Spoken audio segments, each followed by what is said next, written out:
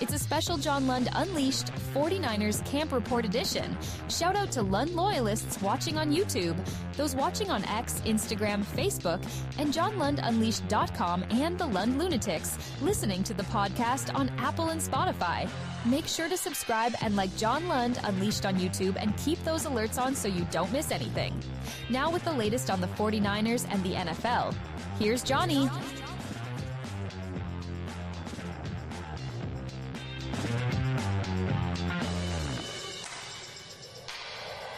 There we go. Thanks for joining us. Episode, that says 213. It should say 215. I don't know. I didn't change the episode number, but it's 215 today. And we got a ton going on tonight. We're going to recap everything from 49ers joint practices with the Broncos. There were no joints smoked, but if there were, but there wasn't. And a lot of stuff to go over, both on the field, off the field. John Lynch spoke this morning on the radio in the Bay Area, if you missed it, and talked about Jauan Jennings and about Brandon AIYUK. It led me to believe that there is not a contractual side to this thing, that it is truly a calf injury, but we'll get into that. But just a ton as you look at the chalkboard before we say hi to everybody. And before I hit up the chalkboard, which is why we go, and I know it's in small print tonight.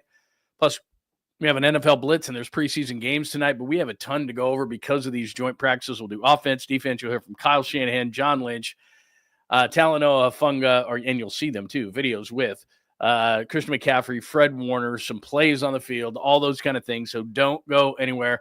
Tell all your friends. We're going to do a recap of joint practice today because, well, Denver will play some players Saturday night at Levi's Stadium.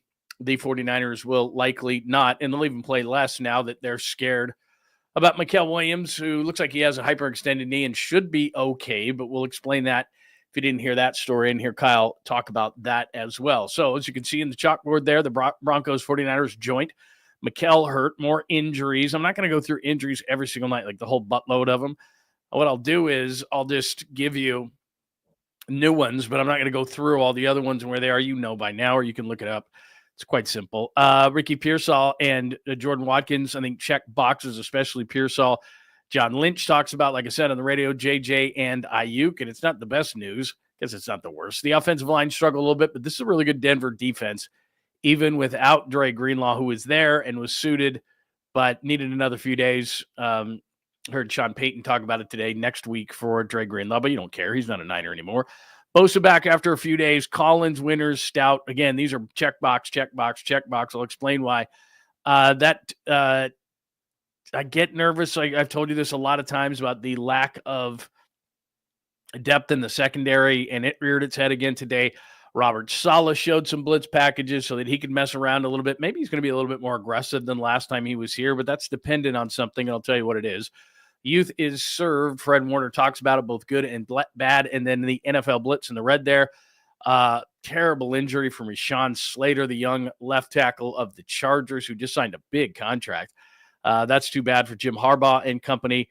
Remember yesterday, I played this for you last night. Devontae Adams said, ain't no way that Travis Hunter is going to be playing two ways. And Travis Hunter today responded to that at training camp. James Cook hold in the Bills. You know my feelings about hold ins, and there are games tonight. I was watching Colts and Ravens with my good friend Rod Woodson on the color call for the Ravens TV network, and they had a punt return for a touchdown. You love seeing that. There's a rookie wide receiver out of Colorado, Jonte Weaver was the guy, and he makes a couple of great moves too. And that's the kind of stuff like in preseason, it's kind of like, it's the second half. This is so, whoa, dude just broke a punt. And obviously that helps you make a team. So lots of good stuff to go over tonight, both with the Niners and around the league. If you have any questions, comments, thoughts, you know what to do. Put them in a super so they can get on the screen, 100% guaranteed. Or what else you can also do, hit me up. Maybe I'll grab yours off the chat line, which is at John Lund Unleashed on YouTube. Go ahead. If you're on X, if you're on Instagram, Facebook, LinkedIn, any of those places, and you would like to come on over to John Lund Unleashed, don't be shy. Don't be intimidated. It's a very nice group of people that we have, a very cool community. Everybody's hanging out, having a good time. So come over, hang out in the chat room, talk some Niners football, whatever it is that you want to talk about tonight on a Thursday night. Go for it. And it's a great community. You do not have to agree with me, the host, whatever, man. It's a free country. You do you. The only thing I ask is coming over to John Lund Unleashed. Please make sure you are subscribed. Tell all your friends and enemies. Hit the like button so that the algorithm thinks the show's not half bad. And last but not least, please put those alerts on because, like I said, we're sending out stuff, all sorts of sports stuff during the day.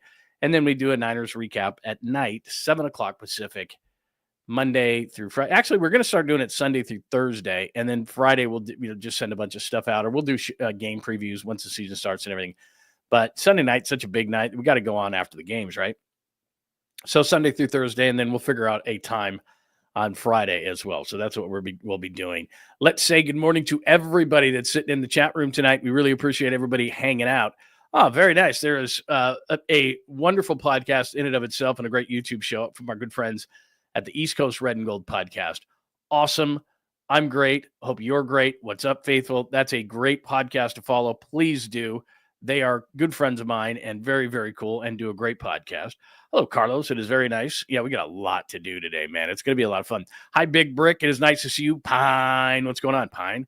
Very good to see you, my friend. Christopher, very nice to see you. Vernon is in the house. You tripping? Very cool. Nice to see you, my friend. Valve is here. Valve Oil is here. Tony is here. Lots of people in the room. When you come in, say hello. And again, come join the chat room. It's always a good time in here. All right, we got a ton to do. Let's start. All right, we start by the chalkboard, and we start at the top again. It is episode 215, not 213. 49ers, Broncos joint practice. Just before I get into everything, as I always tell you, you're trying to avoid injuries more than anything else. Get in good work, stack days for these young players, which means, hey, anybody, we're, like I said, we're standing on the sideline and we're jotting things down and we're hurrying and we're looking for big plays and then we run and we report it back to you. But really what it is, that's what we have to do day by day because the appetite for the NFL is insatiable. But what's really going on and what you're really looking for is A, don't get injured, B, get good work in, and C, who's doing it day after day after day. And I should tell you every single show, Fred Warner was great today. Don't need to really report that to you because you could probably assume that. Nick Bosa after 3 days, really, really good. Nice. Went up against Denver. Our old friend Mike McGlinchey, they had a battle today. So, the guys that, like I say, they're in the bank. The only reason I'm going to play some Christian McCaffrey for you because people keep asking the same damn question and I just don't get it. It must be for fantasy football purposes or something. Just, are you sure? Are you sure? Are you sure? Are you sure? Are you sure that you're okay? Somebody asked him again today, and I think he finally just went, look, man, he's been saying this since the first time we could go and talk to these guys in the offseason, and I was standing right next to McCaffrey, and I asked him that question, and his head, snapped around like he was waiting for it, But now he's kind of like, God, man, really? Are you guys going to ask me this again? But people are, and so we will discuss that as well. But as I said, by and large, and don't get worried about numbers, interceptions. I think somebody said that Mac Jones threw 3 interceptions today. I don't care. I saw him throw some really nice balls. And you've got to realize when it comes to interceptions and camp stats and all that shit, that doesn't matter. I'm telling you what matters and what doesn't. But what they're trying to do, especially pocket quarterbacks, they're not going to run. And you're seeing rookies run. Rookies run in camp. Trey Lance ran in camp. They don't want you to do that. They want you to throw the ball. Try to fit it in there. If they pick it, they pick it. Who cares? And so that's kind of the premise that they're going with is they want to get rid of the football. They want to throw it. They want to see it. They want to complete a play. And whether it was a touchdown or an interception, obviously you'd rather have a touchdown than an interception, but it's practice. Because, as I said, there's such an insatiable appetite for NFL. If anybody makes any kind of a mistake or any kind of a good play, it's like, oh, my God, that's the greatest play. Oh, my God, that's the worst play. It's practice. It's practice. Could you imagine if someone was looking over your shoulder as you're trying to learn your job, as you're practicing anything in life? I don't know, an instrument, a sport, your job, anything. And they turn to you like you should be seasoned at this and you should be perfect. And it's like, it's practice, man. So the reason I say that is because that's kind of the angle I'm coming at. There were some good plays. There were some players who jumped out. There was, like I said, and the reason why, let me clarify this term too.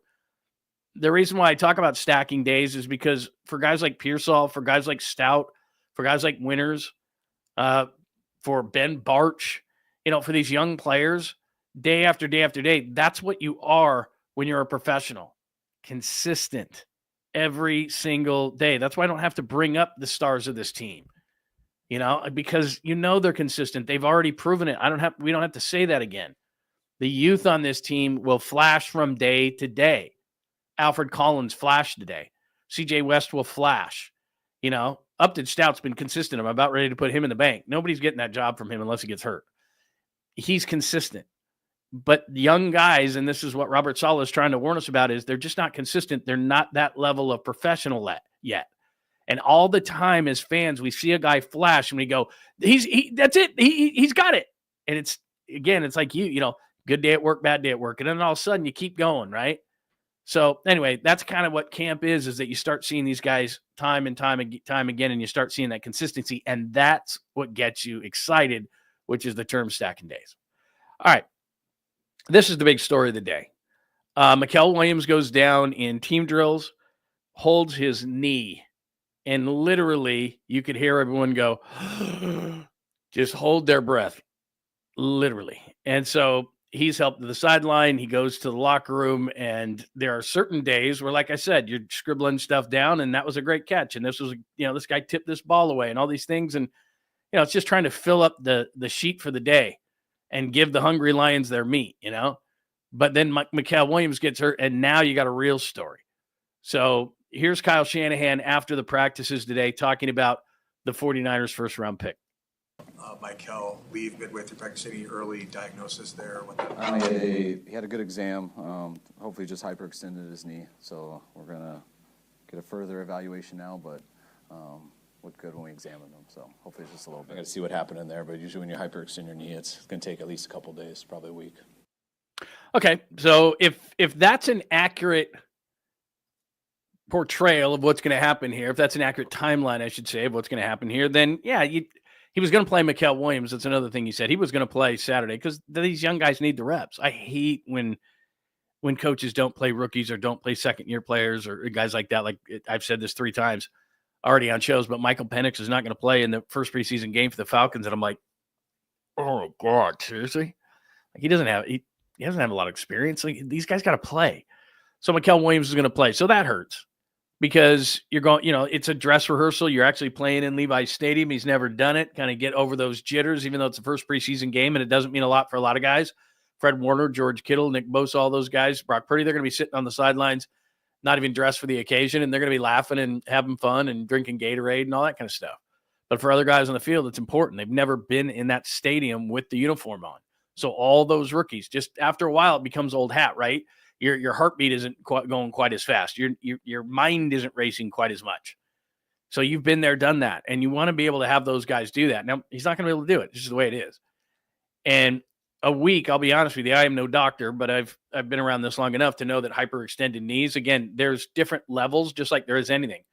We've all sprained our ankle. Well, you might tweak it just a little bit, and you're fine in a couple of days. You might it might be a pretty gnarly ankle sprain, and it might be a couple of weeks. So the one thing he couldn't say was he's saying it, a couple of days to a week. I know that someone's already briefed him on that, and they do that. The PR people come up to him before he goes on stage and says, this is the latest on this. He knew that was going to be the first question. So that's their initial diagnosis is a week. It could be 2, it could be 3. And if he starts missing that kind of time, that's not good. Obviously, it's not good. But a young guy, he's in a rhythm right now. He's getting his confidence now. He has to come back. And one of the things that, again, was a Mykel Williams thing is he goes outside. He's just not kind of there yet.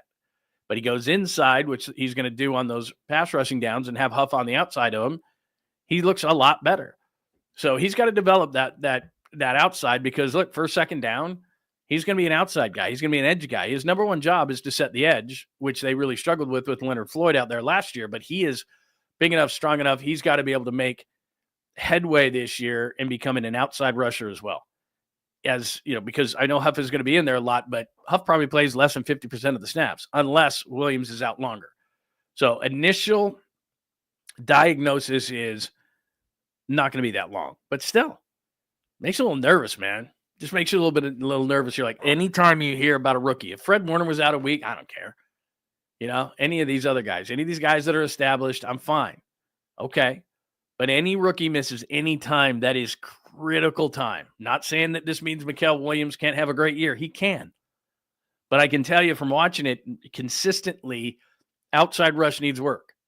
inside rush. He can use that power, that length. It's guards. He can rush from there. He's got a natural ability to do it. But outside, it's going to take him a second. That's all I'm saying. So that's the big story of the day, Mykel Williams. And I tell you every day, nothing else matters, Metallica. Nothing else matters. Injuries are it. All right? You could say that Brock threw 10 interceptions and this and this and this and this and this and this and this. If nobody got hurt, successful.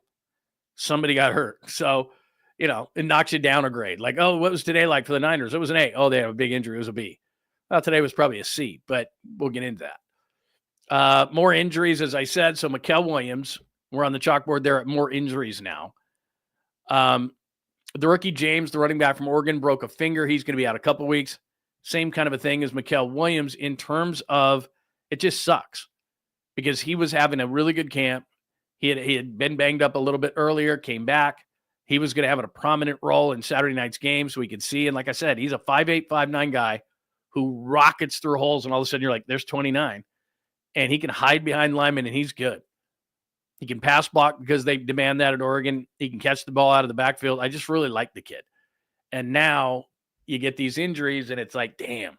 So it's going to be a couple of weeks for James, and that stings. And then not Watkins, Elliott, the big defensive tackle, and they were going to put Elliott. Elliott was probably going to be a starter, and I think next to CJ West, who's had this great camp. And the reason I know that CJ West to this point is going to be a starter is because what they do is, and you know this, but I'm just giving you a little bit of a reporter background here.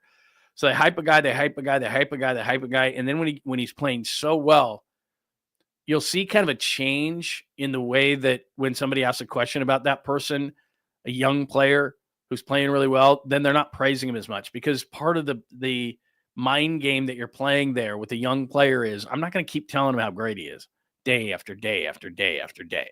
And CJ West had probably the first time, and then really the first day they went in pads and you just smoked everybody. And he was that up here, and he's been consistent. I'm not saying that. It's just he hasn't been quite as dynamic, but good. But I think it's also because people are on heightened awareness, like 99. 99's, Chris Forster, the offensive line coach of the Niners, is going, 99's kicking ass. Somebody got to stop this guy. And, same thing with Denver. They're like, hey, we've heard some things about 99. When you're coming out of nowhere, nobody knows, But CJ West has played really, really well. He's low to the ground. All those things. You heard the press conference the other day. Super smart guy.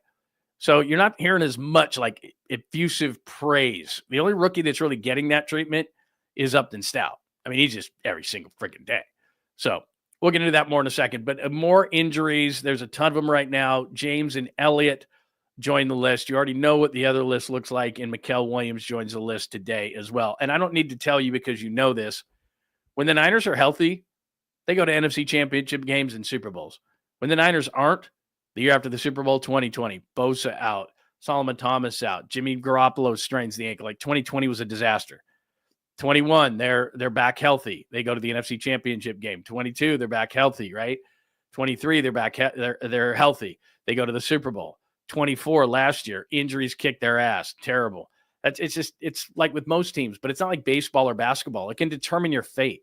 So we can all sit here and try to predict what the 49ers are going to do. And all of a sudden, where's AIYUK? Where's Jauan Jennings? Where's Mykel Williams? Where's, Elliott's a big player in there because you don't want to just stick Collins and West in there, two rookies, and go, hey, best of luck to you, man. Learn on the job. You got to have a veteran in there. You got to have as many as you can. So that's kind of a big loss. And Elliott's deal, he should be back, but anytime you hear a guy like, man, he's banged up again, yeesh, not great. You don't love it. So anyway, there's the latest on injuries. It's something we have to do every night, but I get sick of it because it's like, man, give me a break on that whole thing. All right, let's get to some good stuff. And we'll kind of go back and forth. So what I'll start with the offense. All right, we're past injuries. Let's start with the offensive side today, which continues to be Ricky Pearsall. And again, I don't want to get too above my skis here and say that Ricky's going to be this or Ricky's going to be that. But I've been consistent when I say this is that it's the second year. These rookies, they're a dartboard throw. I hope that they come through. Some will, some won't. You heard Robert Saleh on the show last night say if you do 50-50 on your draft picks, you're doing great. And he's actually a little high on that. First-round picks are 50-50. Think about that. First-round picks are 50-50. And what I mean by that is getting a second contract. That's how I gauge it. If you get a second contract, you're a successful draft pick. So if you don't get to a second contract, I'll give you a great example. McCaffrey didn't make it to a second contract with the 49ers. Not a successful pick. He was a top 10 pick. He was the 9th pick. You want your top 10 picks to absolutely sign second contracts. That's what I'm talking about. So first round picks are 50-50. From there, they go down. So I'm not saying that the 2025 class hasn't shown promise. It has. I like Mykel Williams looked great. CJ West, Collins flashed today, which we'll talk about. Upton Stout has been awesome. James was looking good. The running back, there's 5 guys right there out of 8, 9 picks, whatever it was, 10. So, if those 5 guys stick and are good, that's a good draft.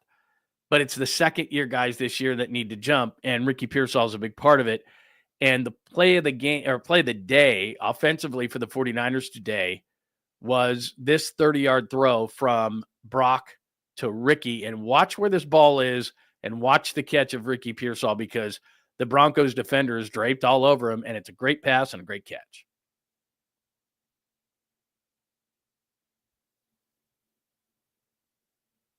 Look at that. 12 gets his arm up just a hair too late, but great play by Pearsall. Goes through the contact. I want to play this again for you. He goes through the contact, and Brock, for once, had a clean pocket. We'll get into that in a second because the O-line was not good. But look at that. That ball's right there. And Ricky makes a nice play and then plays through contact, hangs onto the football. Both very positive signs. So Ricky Pearsall continues to do it, continues to, as we say, stack days. So it's day after day after day. He had some Surtain reps, Patrick Surtain. He had some reps against him, and they kind of split those reps. So Ricky had a really good day today, and this is like the 4th or 5th day in a row where it's Ricky. So here is Kyle Shanahan after the joint practice talking a little Ricky Pearsall. Ricky's such a good football player, and he works the right way, and he's got such natural hands, such natural route running ability, and the game's not too big for him. So Ricky's biggest thing is just being out there and trying to stack days. He got off to a late start because of his hamstring, but he's been able to stack days here over these last couple of weeks, and when he does that, he just gets better and better, and really helps us out on offense. Yeah. All right, so there you go. And you're starting to, and again, the tone of the voice with Kyle, and you know these things, but I'm just going to remind you of them. He doesn't give out praise easily, and he doesn't give out praise easily to wide receivers, and it's well known because he was a wide receiver. Now, he's an All-American or anything like that? No. But because he played the position in college, he just tends to be a little tougher on receivers. They've got to run the routes the exact yardage in the exact way and be in the exact place, and they've got to block, and they got to be tough. And there's just a certain way that the 49ers, and for certain things, I should say, that the 49ers expect out of their wide receivers. And if you don't do it, everyone gets so locked up in, catching the ball and doing all these things. That's fine. But there's an ABCs to being a receiver for the 49ers, and you're starting to hear Kyle give more and more praise to Ricky. And he talks about the natural route running ability. Pearsall's not going to play on Saturday, which we talked about last night, which I think is a missed opportunity. I still think Ricky needs to get reps. I think he's by the way, this is good news. Ricky's at full reps right now. So what I mean by that is in the practice periods, Ricky's running and Ricky's doing routes and Ricky's doing everything. And then what they've done is they've limited his reps when they're just doing 49ers practices, no joint practice like today. They'll limit his reps. The first couple days back, about 8 reps per in the 11-on-11s, and now he's up to full speed. So Ricky's a go. But there's always that caveat, and you heard Kyle Shanahan say it there, of if Ricky stays healthy. And look, that's just going to have to be a whole year thing. If he plays 17 games and he's good to go, then we won't have to talk about it anymore. But it's always in the back of all of our minds is it's not a talent issue with the dude. It is not a work ethic thing. It is not a speed thing. Like I said, I wish he was playing Saturday, and you've seen him play, but he's taken it up another notch. I think that offensively, and I'm not giving camp awards or anything like that, but offensively, the most impressive guy over the last week has been Ricky. Defensively, I'd probably say it's a tie between, D. Winters, who had another good day today, and Upton Stout. I mean, those guys have just – and the reason I bring up Winters is I think Winters is going to take that jump this year. I think that Pearsall is going to take that jump this year. And the way that they were talking about Upton Stout, so let me just move. I'll go to JJ in just a second. I'm going to go to defense in a minute. Let me stay on offense because then I'll get all jumbled up. But so I'm just talking about Pearsall checking some boxes. And then let me show you a picture. This is kind of fun.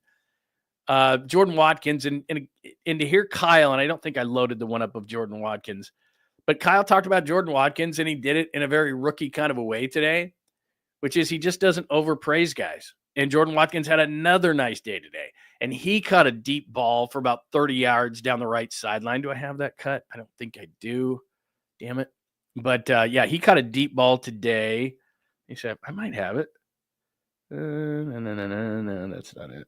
I don't think that's it. No, that's a different thing.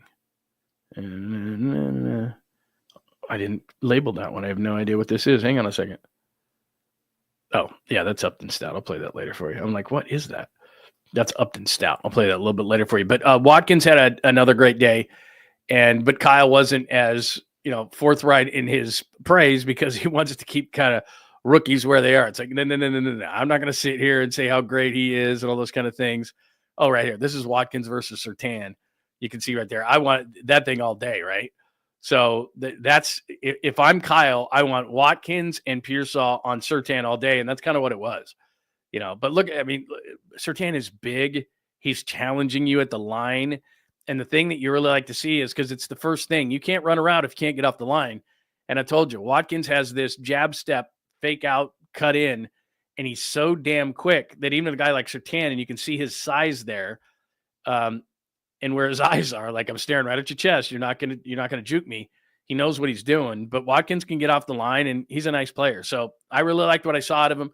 Do I think he's going to be a starter if there's Pearsall, 𝐽𝐽, which I'm getting a little nervous about, which I'll tell you about in a second. Pearsall, 𝐽𝐽, Watkins, Pearsall, 𝐽𝐽, 𝐬𝐮𝐻, because he's a veteran. Kyle might trust him more. So we'll see over the next few weeks of camp. Watkins is another guy to watch on Saturday night because obviously they're not going to play many starters. I expect Watkins to be a starter on Saturday night and expect him to play well. There's a few rookies. Stout, we keep talking about. Watkins, I think, he'll take a little bit more time. But I think there are going to be some rookies that are going to be able to contribute right away for the 49ers. And I think Watkins might be one of them, just out of need, right?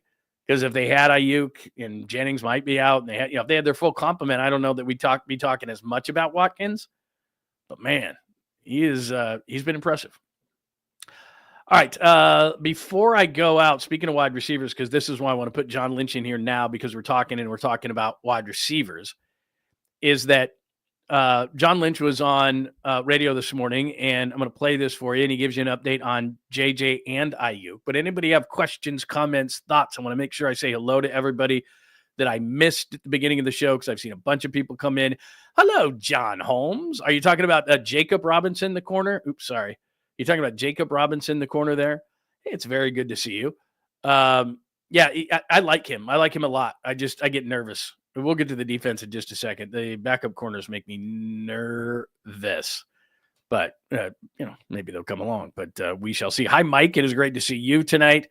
Man, now we're popping. Philip, it is good to see you in here. Very cool. Very nice to see everybody. I think I saw Naomi in here as well. That's very cool. Good to see everybody. Oh, Demarcus Robinson. Duh. Of course, Demarcus Robinson. Yeah. It's the first two games. We've talked about that. It's the first two games. Demarcus Robinson had a great day today. I guess what I'm doing with Demarcus Robinson, even though, like I said, you would think that I wouldn't put him in the bank as a guy that I wouldn't talk about it every day, but I talked about him so much early in camp every single day that it was like he's kind of, again, in the bank guy for me. Demarcus Robinson is a smooth route runner. He's a bigger target than I thought he was. I know he wasn't the main guy ever in Kansas City or with the Rams. He catches everything. He's always open. He's bigger than you think. Really great hands catcher. I mean, he's a really impressive player. Like if Demarcus Robinson, if I didn't know him from the Rams and the Chiefs, and he just came in, you'd be like, this guy's the best receiver on the team. I mean, he's looked like it the entire camp. I mean, I know Pearsall's hot now, and I know that we're talking a lot about Watkins, and he's been nice, but man, Demarcus Robinson, it sucks that he has to probably sit out those first two games because of that DUI. Because I mean, I'd have no issue, honestly, the way that Pearsall is playing, and if Demarcus Robinson could play in those first two games, and fingers crossed that Jauan Jennings is going to be back, that would be okay. But now we're sitting here going, okay, is it going to be Russell Gage? Is it going to be Watkins? Are they going to bring somebody in? Like, who's going to be the third receiver in week one in Seattle? who, by the way, is playing against the Raiders tonight in an opener for preseason action in Seattle. So let's talk a little bit about the receivers. Here is John Lynch on the radio this morning. First asked by my good friend Brian Murphy about Jauan Jennings' status, and then he slips in a little bit with Brandon AIYUK. So again, we're talking receivers pretty much every night of the show, but let's get into a little bit what John Lynch said today. Jauan's working with our health and performance staff, trying to get back out on the field. Jauan got his calf in the off season, strained it, and calves can kind of linger, unfortunately, and came out, practiced some, and wasn't feeling great, and so we've kind of put him off to the side. But Jauan's working hard like he always does, and don't have any timetable, but we'll see. Looking forward to getting JJ, as we call him, out there on the field. He's such a big part of who we are and what we want to be. Eager to get him back, but won't do it until he's ready. Are you guys actively trying to work out a new contract for him? We keep that stuff behind the scenes, but Jauan's a big part of who we are, like I just said. And I think if you watch him play, you can see why. I mean, when you're throwing, blocking people and they end up in the Gatorade table, that's a good thing for us. And he kind of embodies a lot of who we want to be, and so we love having JJ around here. Okay, I'm going to stop it for a second, and then I'm going to finish the conversation that he was having with Murph. But I want to believe that it's all about a calf injury. I really do. And when Florio brings it up or somebody like this, I'm like, it gives me a headache. And I'm like, it's not. It's just the calf. It's just the calf. It's just the calf. It's just the calf.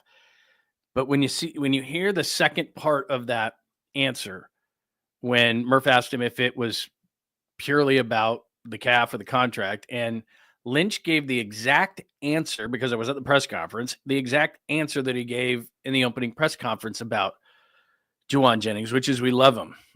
And I understand that you don't want to give us any information on the contracts. I get it. But when they completely, I'm telling you, we've had this conversation about Stafford. We had this conversation with Kyle when JJ first went down and there was no timetable.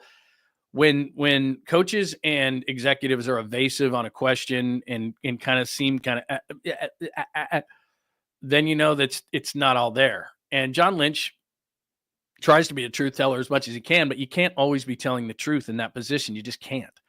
And so people are like, oh, he lied to us. Well, he can't. What's he going to do? Just come out and tell you things that can hurt his leverage or hurt the team's leverage if they're negotiating? I do believe that they're negotiating with Jennings.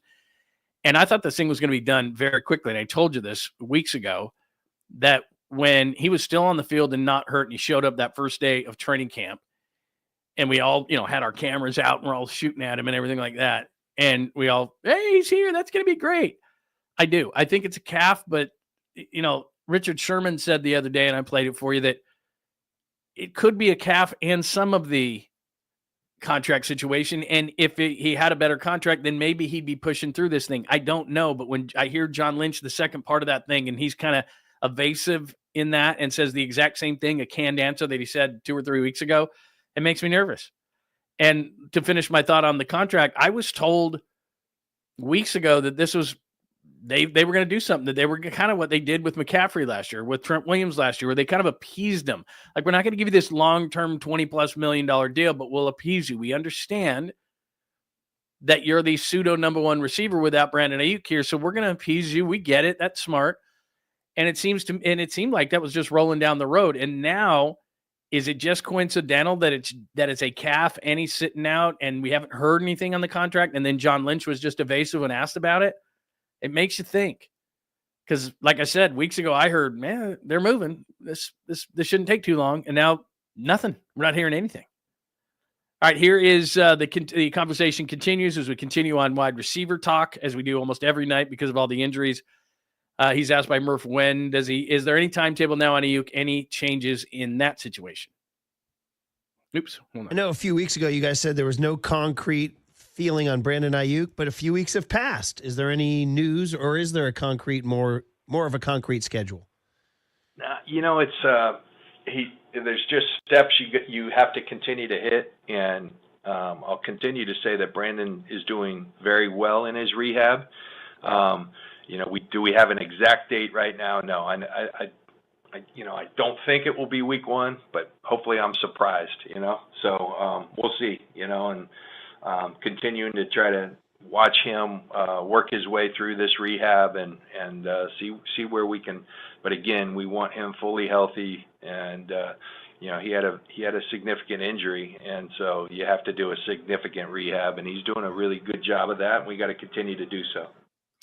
All right, again, I haven't talked to anybody and with insight in this in a couple of weeks because they said there's no timetable, so I'm not really pushing anybody on this. But John Lynch did mention there that he doesn't think he's going to be there for week 1. Now, again, to just kind of pull the curtain back a little bit here is he's not going to say that he's going to go on the PUP list right now. He's not going to say because they have an opponent going to Seattle in week 1. Do you think he wants to tell the Seahawks right now that Brandon Ayuk's not playing in week 1? He does not. But we are, ladies and gentlemen, boys and girls of all ages, we're 1 month away from the season. It starts on September 7th. Today is August 7th. So it's a month. And Brandon Ayuk has no timetable and is running around in sweats on the field. He's not playing in week 1. I don't think he's going to play in the first 4 weeks. I could be completely wrong. That is just my opinion. Just seeing that there is, they're not saying there's a timetable. And then he has to get into football shape. And then, and they need him desperately, don't get me wrong. But as John Lynch just said, this was a significant injury. It wasn't just an ACL. There's a lot of stuff going on. So he's not going to play in week 1 at Seattle, but they're not going to tell Seattle that. He's probably not going to play in week 2, week 3. Why would he give teams information at this point? Hey, Seattle, yeah, don't plan for 11. At least you have to tell them, maybe. So they don't even have a timetable on Ayuk, so he's not really worth talking about too much. Jennings, the one that makes me nervous because they can execute now that they have McCaffrey back. Kittle is healthy. We're going to talk about the O-line in a minute. I know that offensive line equals ratings going down, but it's important. But I still think they're going to score points, and I said this last night, and I've said this consistently. The offense is going to have to carry a young defense, and we'll get into what the defense did today. But Ayuk's not going to be ready at least week 1, if not through 4, because put him on the PUP list, and then he's got to miss the first 4 weeks, and I think that's going to happen. But if you're talking about Jennings, the way Pearsall's playing, and then maybe Watkins, maybe Gage, just to get him through the first 2 games, then Robinson comes back, and I think you're okay. But if Jennings is not there for week 1, not good. That's just not good. Because as much as we hate Seattle, one thing I do know about them, because I have a lot of friends up there, their defense looks really good. Mike McDonald was the guy that was the defensive coordinator of the Ravens, and we all remember that game at Levi's. And he's starting to get some players. And they have a good secondary, and a guy like Mykel Williams, for example, opposite Devin Witherspoon, he's a free agent at the end of the year, and he's going to play really hard, and they have good linebackers, and they're better on defense. And so now if you don't have a semblance of wide receivers that you can count on, I know McCaffrey's back. I know, all that. It might be a struggle in week 1. They'll get better, but it might be a struggle in week 1. All right. You want to talk about the offensive line because I see a bunch of people in the chat room wanting to speak about it. And there's tons of different stuff going on right now that people are talking about. So let me, I'm going to hit a bunch of stuff. But the offensive line today, it wasn't good. I mean, there's just no two ways about it. I'm not going to make excuses. I will try to give you some explanations, which are Trent Williams is not going to go 100%, even if it is a joint practice. So when the whistle blows for week 1, Trent will be fine, and that will greatly improve the offensive line. He's not going to go pedal to the metal, even in a joint practice. That's not Trent. Not going to happen. Spencer Burford, I heard somebody asking about Spencer Burford. I was really excited when they took him in the 4th round, Texas San Antonio. I knew of him, and as weird as that sounds, I'm not Krug, but I certainly know. And when people said they were going to move him inside to guard, I thought, you know what, that's going to be really good for that guy. And then now they're moving him out to tackle, and please don't get hurt, Trent. Because as much as I wasn't a massive Jalen Moore fan who went to Kansas City in the offseason, to Jalen Moore's credit, he wasn't good when he first got here, but he got better and better and better and better and better every year, and then he got himself a contract. Now, would I make him my starting left tackle? No. But he's one of the better backup tackles in the league, and Spencer Burford just is not that. And then Pleasance is on the right side, and he's not either. And McKivitz has got himself in good shape, and Trent's going to be Trent eventually. So I'm okay with the tackles no matter what happened. But the same shit that happens every fucking year, and I'm sorry, I don't mean to burn your virgin ears, but this is starting to piss everybody off. The interior of the offensive line, and if you want to be a smash mouth football team, and especially when you don't have your full complement of wide receivers to start the season, your offensive line has got to be blowing people off the ball. At the very least, it's got to be protecting your quarterback who you just paid $1 gazillion to. And having said all those things, let me say one thing, not an excuse, just an explanation. Denver's got a really good defense. Denver's got a really good front four. They're good. I give them that.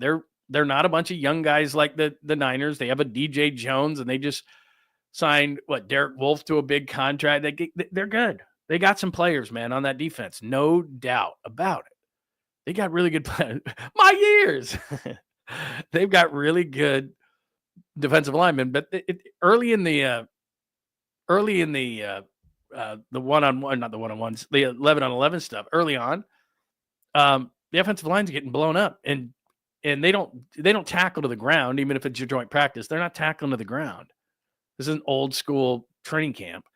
They're not tackling to the ground, but they touch the quarterback. They two-hand touch the quarterback, so they'll come up and then they'll be like, I got him. But they don't end the play. They huddled. They did, let's let the play out, but understand that would have been a sack. I mean, that was happening. Boom, boom, boom, boom, boom. Right? So that wasn't great. So I'll give you a lot of things that the 49ers did good today and a lot of individual players who I thought were good. And generally speaking, I thought it was a good practice. Kyle Shanahan said it in the press conference. It was a good practice. He liked it. But they're going to have to take a look at the line. And I'm not a Brendel guy. I'm just not. And I don't, some Pro Football Focus numbers, and you look at them and you say, okay, those are the top players. Yep, they're right on that. They're right on that. They're right on that. It's just, especially in pass coverage, Brendel's just not big enough. He's not strong enough. And you look at the defensive line of the 49ers, these big boys, and they're going to get better. They're rookies. They're going to get better. He just can't handle that kind of power, Brendel. And so what happens? He gets pushed back into the pocket, gets pushed back in. Brock's 6'1". Brock's built. He's got big legs. He's a big dude. I mean, he's not tall. So when the pocket gets pushed in on Brock, he can't see. And that's too much. Brendel's just doing that too much. I don't know enough about Barch. I have to sit there and right now just take the word of Chris Forster. And they really like Ben Barch. But we'll see. I mean, I like Pooney. He's got to take another step forward. And I know that everybody wants to give tons of accolades to Pooney. He's been good in camp. Not great. He's been good. He's got to be better. McKivitz lost a bunch of weight because why? He's going into free agency. Would have been nice if he had done it before, but he did. All right, good. He's better than you think. Trent's going to be at full speed. So I'm not panicking. I'm just telling you, day by day, if we're going to report this stuff day by day, the offensive line, not great. Not great. And because they don't tackle to the ground, you don't know what the running game is doing, because what happens is, again, two-hand touch, and McCaffrey's still going to run 25 yards down the field, even if he would have been down. So you can't, it's really hard to tell, what do the holes look like in the run game, anything like that. You're basically basing your opinion on how the offensive line looks in camp, in drills, and in pass protection. Because, like I said, you're not blowing open holes. And even if you are, you're just two-hand touching McCaffrey or any other back that's coming through there. And so every running play is like, oh, yeah, he ran 10 yards down the field. Well, he'd have been tackled. So, but line, not good. And if you're trying to be, and you and I have talked about this, if you're trying to be a team that is smash mouth, then your offensive line has to be good. And we're going, And the defensive line has to be great, like it's been for the 49ers in the past. And you're looking at it right now. That's my son calling from Cape Cod League. I'll have to call him back. But, and then you're looking at the defensive line, and I'm not panicking at all on the defensive line. I like CJ West. I like Collins. Williams is going to be back fast enough, but the two places that I'm looking right now is a really young defensive line. And for one day, at least, the offensive line wasn't very good. How do you win football games? Offensive and defensive lines. How did Philly win a Super Bowl? Offensive and defensive lines last year. And that's just how you do it. And I know the Niners want to get back to that, but offensive line wasn't good today. And the defensive line is going to be young, so they're going to make some mistakes. Not Bosa, not Huff, but the interior of the defensive line is young, and they're just going to make mistakes. It's just how it is. So, starting on the offensive side, I don't want to go to the defensive side. So let me make sure that we've played everything on the offensive side. So we played Kyle. talking about, we started with the Williams injury. And again, hyperextended knee. If you missed that and you came in late, I played Kyle on that.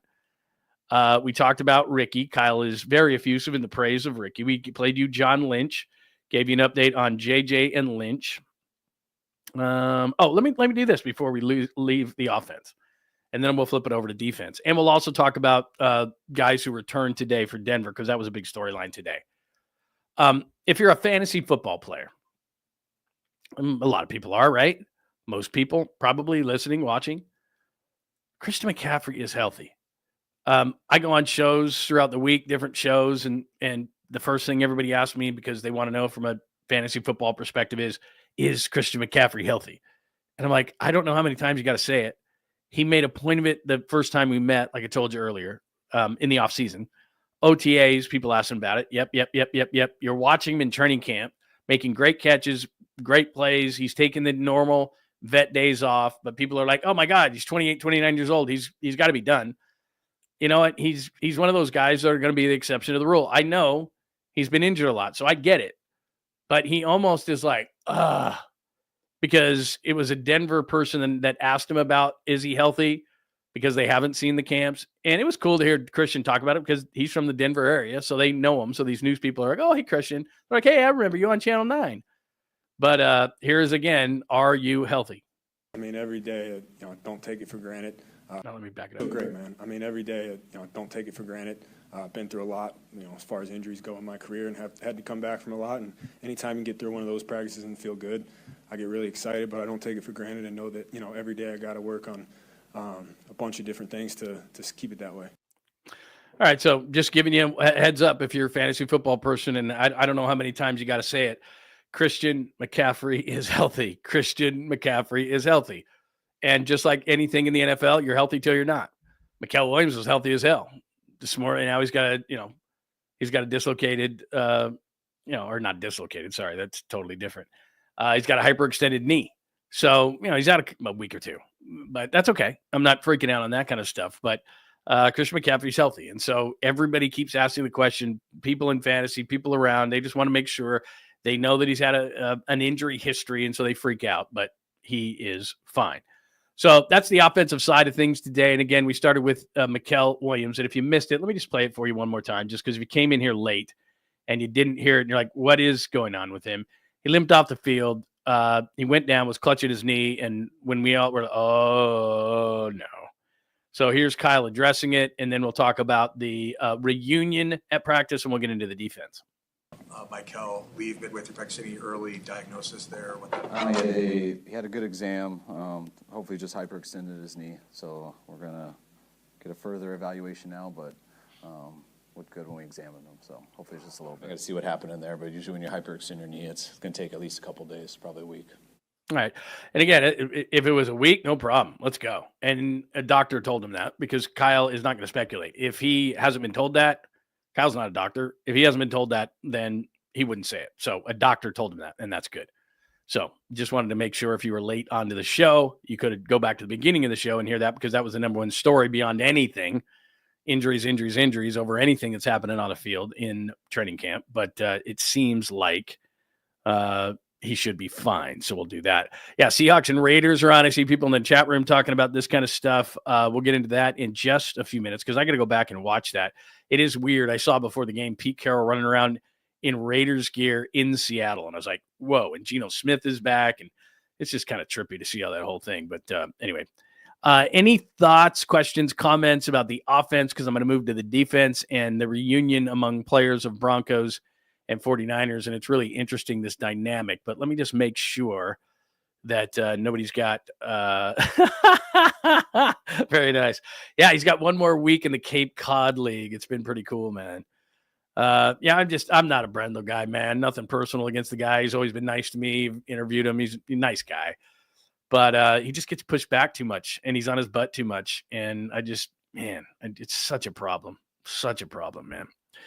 Let's see, what else do we got? I know there was a bunch of other questions in here, so I want to make sure that we get to everything, because I'm going to move to the defense here in just a second. So if you got any questions, comments, or thoughts, and again, you can always hit them. I can always go back is Darnold playing tonight? You know what I want to see is the kid out of Alabama. Woo! I didn't like when Seattle took him because I think maybe if they give him time a couple of years, that kid is a serious athlete and he's got his head on. He's from a military family. Oof, that might be not good for the 49ers, but who knows? Guy's got to develop because he's not a thrower. He's not a thrower yet. But anyway, here is our first. Thank you very much. Here is our first super of the night. It's perfect time to take it. Our good friend Fuji Simeon 13 says an update on bottom of the pint merch. Available to purchase, or it's not a Lady of 𝐼YUK merch. Yeah, they're easy because I've got a store at JohnLundUnleashed.com. So, I can just add it to the store, to be completely honest with you. I mean, I need, Dom has sent me, what I need to do is I just need to get a good, a nice, clean logo from our good friend Dom, and then I can just sell it out of my store. So it won't take long. And I will be here tomorrow night. We'll flip it to some Giants tomorrow night because I will be here. Because, like I said, I do a 7 o'clock show anyway. So I might as well just do it, right? Why not? Hi, kid. Yep, I'm going to get into the defense right now. But since you asked, and thank you for joining us, we appreciate it, kid. It's funny you say that because I was writing about the defense today. And I like Jason Pinnock. He came over mostly to be a special teams player. And Robert Saleh knows him, too, from being with the Jets for a minute. And first of all, J.R. Brown is going to be one. He makes me a little nervous, that 4.65, and I can't get out of my head Justin Jefferson from Sam Darnold with that long touchdown pass last year in week 2 in Minnesota when they were backed up against their goal line, and J.R. Brown's trying to catch him, and it's like, dude, you're running like a 4.16, not happening on the back end, and that's my fear. But to be fair to J.R. Brown, and again, I'm into excuses and explanations. Some are excuses, some are explanations. I think this is an explanation, but I could be wrong. J.R. Brown was banged up last year, had a shoulder from the Super Bowl that hadn't healed properly. And he admittedly, he was at the podium the other day.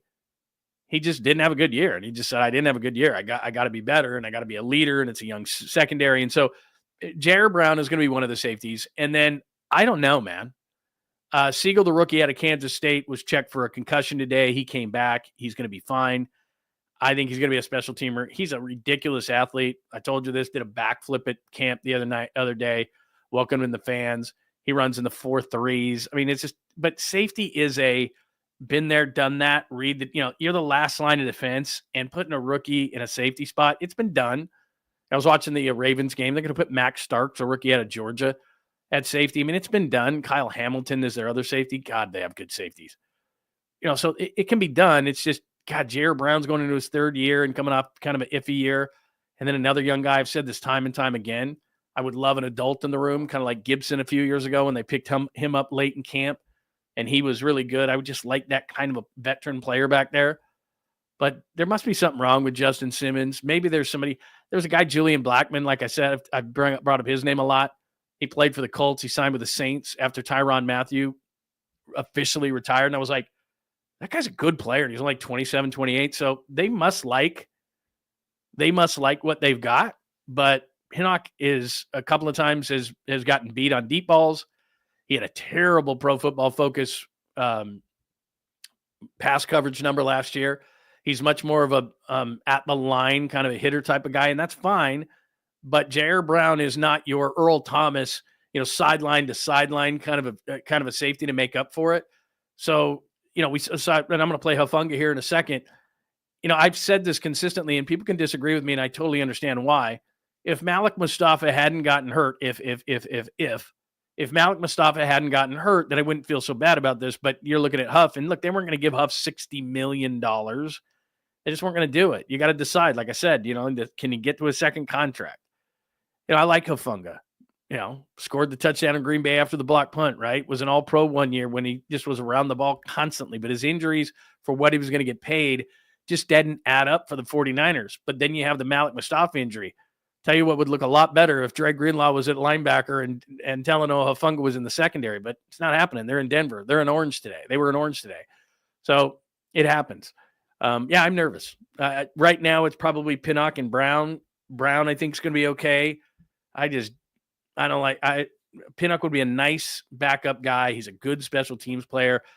They need Mustafa back, but Mustafa's going into his 2nd year. He's a steamroller as a hitter, but you can still fool him in the pass game. I know he had the interception in Seattle last year, but of all the positions we probably don't talk enough about that scare the hell out of me, it's safety next to Jared Brown. They need somebody. So if somebody shakes free and somebody has this, again, this is the way that it works. If somebody's got a surplus of safeties, I think the 49ers are going to be on the line with them, especially for a veteran, because they don't have that. They don't have a veteran. They don't have a lot of veterans in their secondary period, let alone at the most important position, because you make a mistake there, and you guys all know, that's it, man. Done. All right, before we get to defense, let's get into the fun of today of everybody coming back. So DJ Jones was out there. Mike McGlinchey's out there.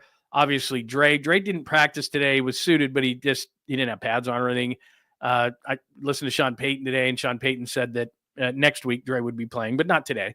So everybody was having fun. So he's out there. McGlinchey's out there. DJ Jones is out there. Hufunga's out there. So it was a lot of fun. You could see guys hugging before and everything like that. And then they get down to it, but it happens. This is the NFL. So here's Kyle Shanahan talking about seeing some of his former players now in Denver. Dre, got to see Huff, got to see DJ. And the only guy I missed was McGlinchey, which was harder to cross pass because I wasn't on their side of the field. But awesome to see those guys, and I was glad Dre got the day off.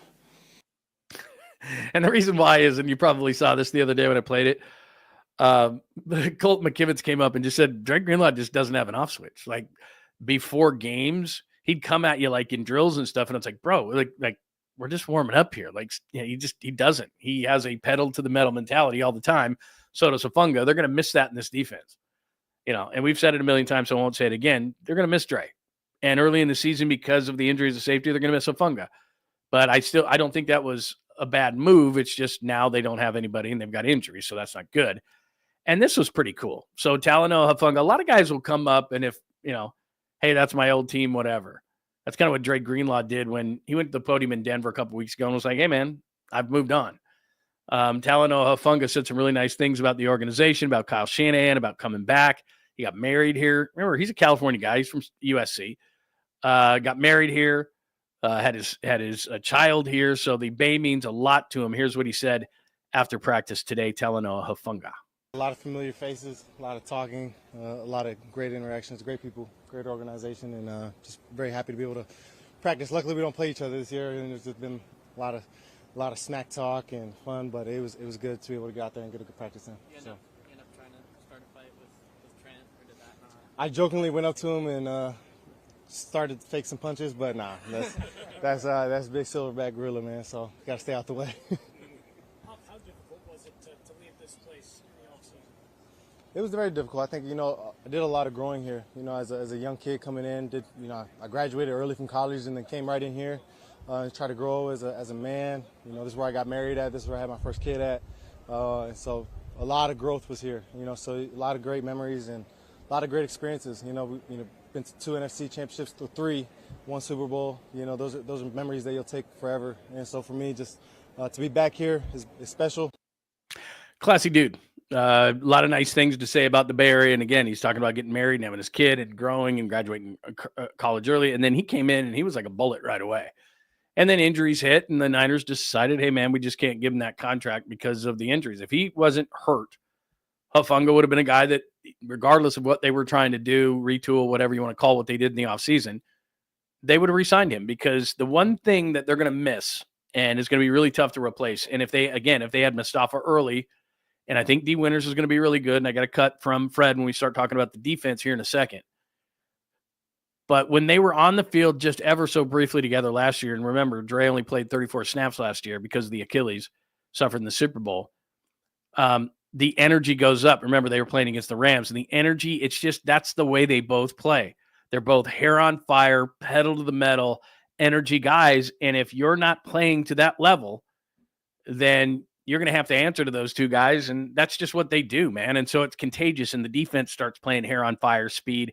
And there was a massive difference, and there always has been, when Dre and Talanoa Hufanga were on the field and versus when they weren't.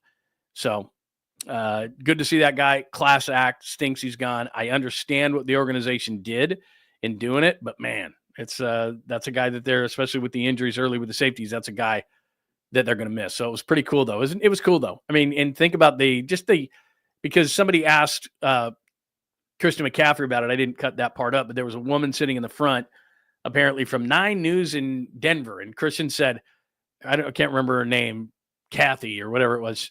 I remember you, Kathy, from Channel 9 News. We were seeing if it was a snow day. We'd run to the TV to Channel 9 News and see if it was a snow day. And you were on there. And it was like, that must have made her feel old. Like Chris McCaffrey was a kid. He's, what is he, 28, 29? Christian McCaffrey was a kid, used to tune into you in the morning news to see if it was snowing, if he had to go to school. And, Kubiak is the offensive coordinator of the 49ers, who, by the way, will call plays on Saturday night. Kyle takes the preseason off in that way. But you have a Kubiak who's a part of your, is your offensive coordinator next to Kyle. You have a McCaffrey and an Ed McCaffrey there. You have all these, obviously Kyle Shanahan. Mike was in Denver for years. And then you have all these guys back and forth on both of these teams. A bunch of guys who played in San Francisco went to Denver. They're, kind of trying to do the same kind of things, be tough and physical and all those things. And those kind of players, that's who you want. And that's what Denver did. So it was cool. And like I said, it wasn't like, kumbaya and everything, but lots of guys were hugging. In fact, you know what? Let me show you this. You probably saw this picture. 49ers published this today. This is pretty cool. This is the one right here. Fred and Dre. See this one? I mean, it's like, those dudes were brothers, man.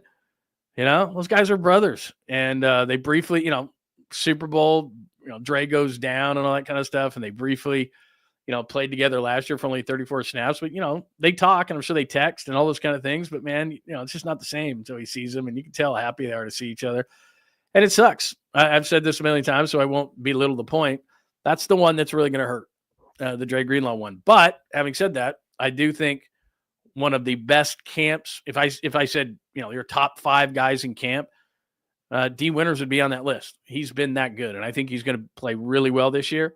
But you never know. He's certainly not Dre Greenlaw, and he doesn't right now bring that kind of energy and and level like Dre did. But I think that Winters is going to be a suitable replacement. So we shall see his speed and the type of things he's doing and just settling down. Fred calls it maturity. I'll play it for you in just a second. So we've gone through the offense of today's camp. We've gone through the, the hugging and the handshaking and all that kind of stuff. Let's look at the defensive side of things. So I gave you best play. Okay, Bosa.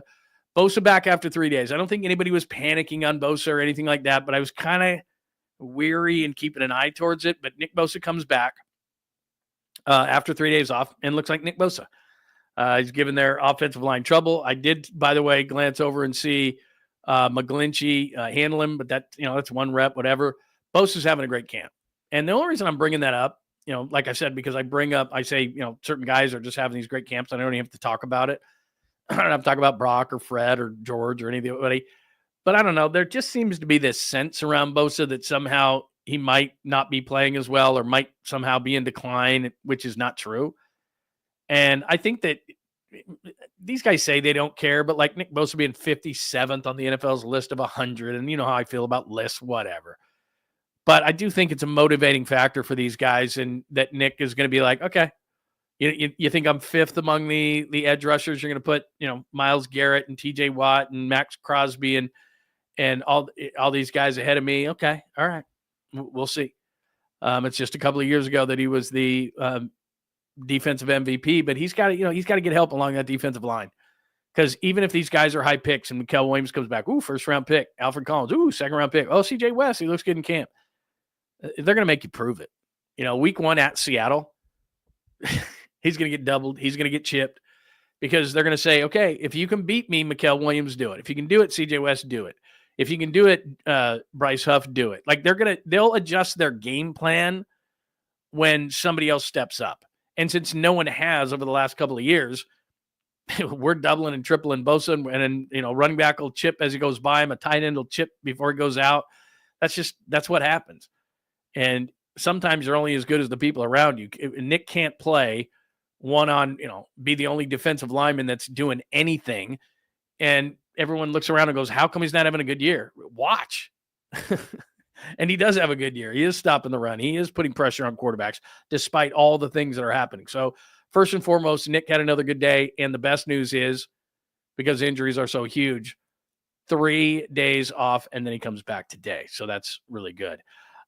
Beyond that, on the chalkboard there, you see Collins, Winters, and Stout Let me show you a little bit. You're going to get excited about this because let me just set the stage a little bit on the Alfred Collins thing. And you know a lot of this, but I'm just saying, like in press conferences, what's been said from like Robert Saleh and stuff. So before the injury today, and again, Mykel Williams should be back shortly, but Mykel Williams was getting a ton of love, especially for his inside pass rush. CJ West was crushing people. He was getting a lot of love. Even this guy, Sebastian Valdez, who watched him on Saturday, he is one player that will play.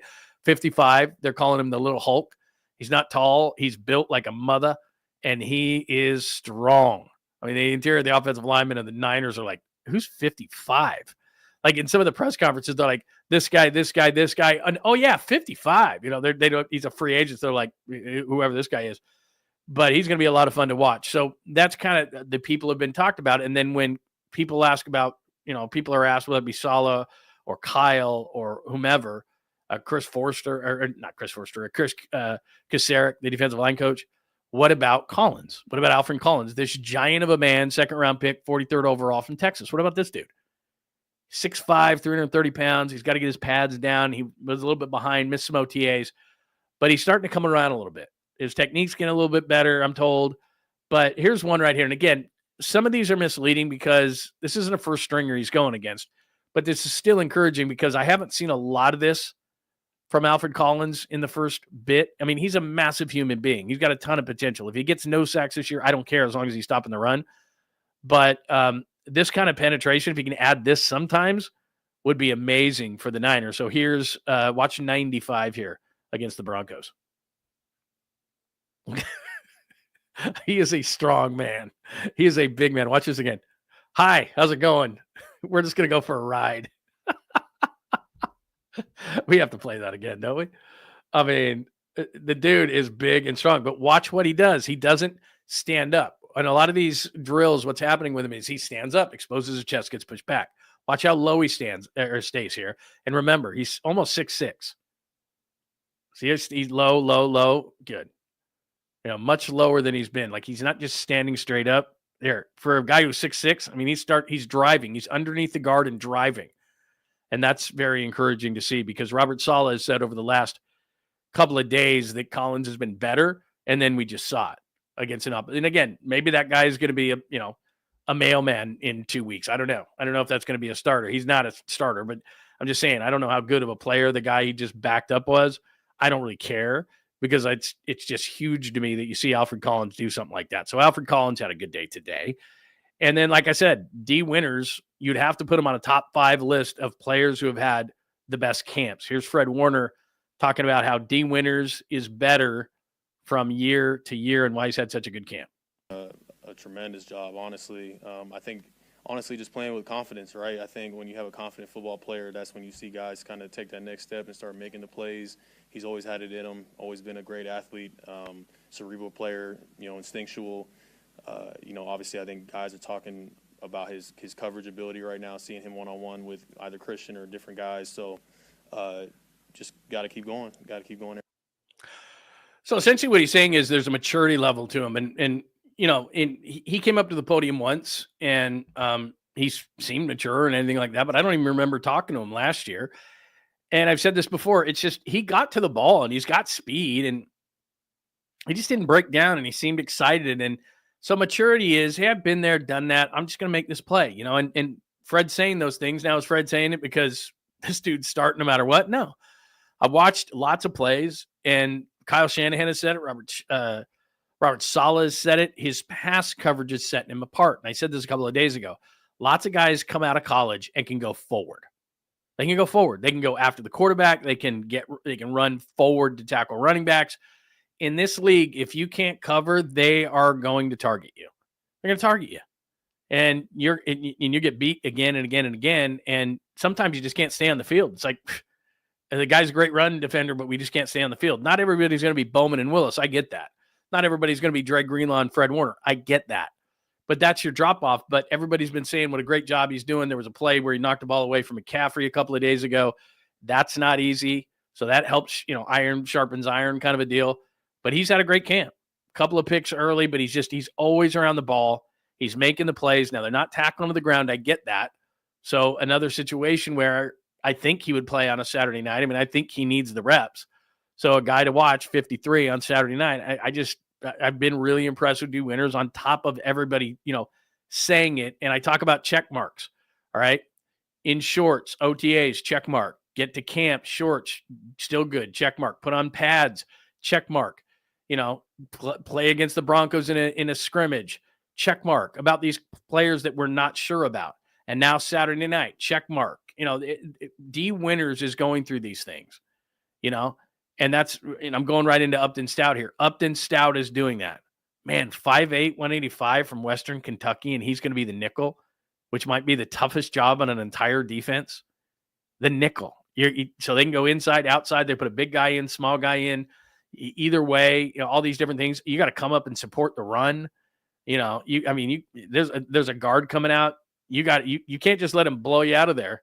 You got to stand your ground. And you're really this guy from a small college who's 5'8", 185. Really, that guy did it in shorts and OTAs. Did it in shorts at the beginning of training camp. Does it every single day. Everybody talks about him, and it's getting to the point where it's like, why are we asking questions about him? He's the nickel. He's the guy. And Fred Warner, was it Fred yesterday, the day before, or maybe it was Saul? I can't remember.